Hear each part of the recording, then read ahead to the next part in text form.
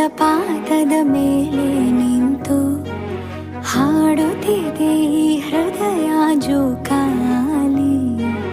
ಅತಿ ಸುಂದರ ಅತಿ ಮೌನದ ಸೆಳೆತಕ್ಕೆ ಸೋತು ಹಿಂಬಾಲಿಸಿದೆ ಹರೆಯ ಖಾಲಿಗೈಯಲ್ಲಿ. ನಿನ ಸಂಗ ಅತಿ ರೋಚಕ ಪ್ರತಿಗನಸ, ನೀ ಮಾಲಿಕ ಸಿಕ್ಕಿಹುದು ನನಗೀಗ ಪಾರಿತೋಷಕ. ಅಭಿಮಾನಿ ನಾನಿನಗೆ